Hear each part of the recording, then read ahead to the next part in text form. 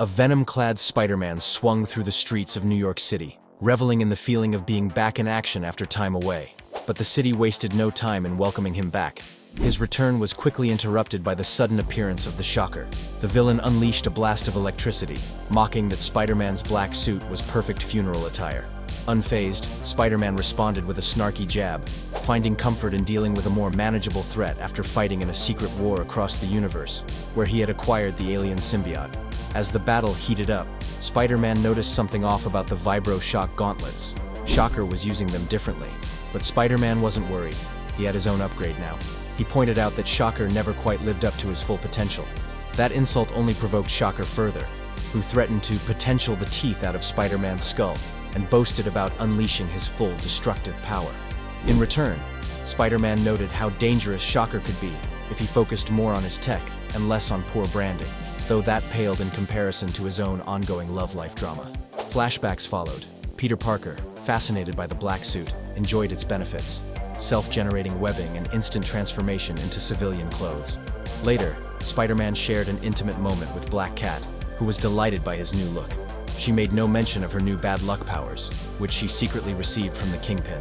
In another flashback, J. Jonah Jameson reprimanded Peter for quitting college and warned that the Daily Bugle couldn't afford to fall behind Eddie Brock if they kept publishing the same material. Back in the present, Spider-Man managed to subdue Shocker with his webs, taunting him as a loser. He even joked about being the world's worst boss. Just as things seemed to be settling down, the ground trembled. A thunderous roar echoed through New York. Godzilla had arrived, and chaos followed.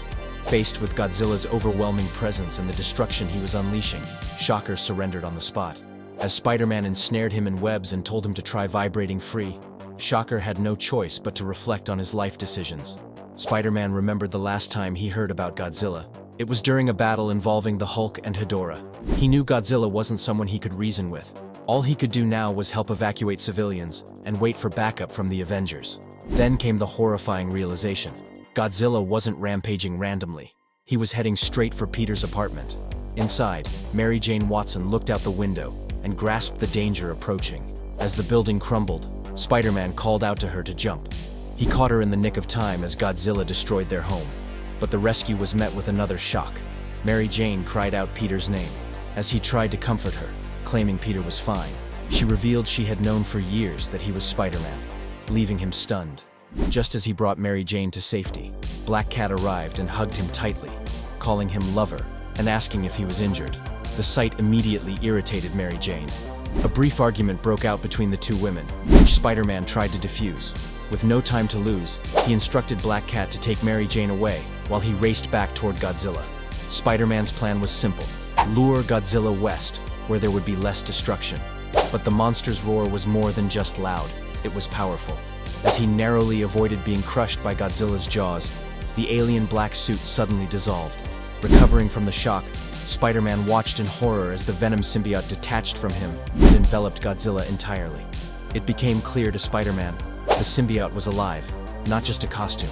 A psychic connection formed between the now venomized Godzilla and Knull, the King in Black, a godlike being who once served the Celestials, but turned on them to destroy the universe with an army of symbiotes. Though Godzilla had long roamed the Earth to protect it from threats, the symbiote corrupted his mind. No longer guardian, he attacked the city, destroying 2 fighter jets in his rage. Meanwhile, Black Cat and Mary Jane worked to lead civilians to safety, all while exchanging insults. Spider-Man, now wearing a green jacket to conceal his identity, followed the corrupted monster. Fear gripped him, but he vowed to stop both Godzilla and Venom, or die trying.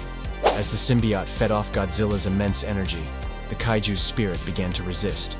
Spider-Man, back in his red and blue suit, now wielded Shocker's gauntlets, modified to match the frequency of Godzilla's roar. Standing on a hovering circular platform, he remembered how his black suit had exploded from Godzilla's sonic outburst. That clue gave him a plan. With all his strength, Spider-Man delivered a powerful blast using the gauntlets. The sonic energy tore the symbiote from Godzilla. As Mary Jane and Black Cat watched, Spider-Man collapsed from the blast's recoil, only to find himself gently resting in Godzilla's massive palm. But the battle wasn't over. Venom, still in a monstrous Godzilla-like form, lunged at them. Spider-Man barely escaped. The symbiote, now too strong to be destroyed by brute force, had become something else entirely. Yet Godzilla, adapting just as quickly, responded with a titanic blast of atomic breath that obliterated the abomination. As the smoke cleared, Spider-Man celebrated Godzilla's victory. He vowed that from now on, he'd make his suits himself. With the battle won, the king of the monsters turned and disappeared into the depths of the sea.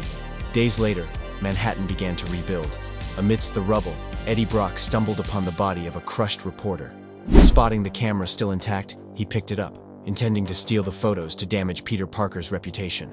An act of petty revenge. But before he could escape, black tendrils slithered from the shadows. Venom was still alive, mutated by its brief fusion with Godzilla. The symbiote struck, binding itself to Eddie and dragging him into a dark alley. As it merged with him once more, the fusion gave birth to a terrifying new entity, Godvenom, a monstrous hybrid of Godzilla and Venom, ready to unleash terror once again.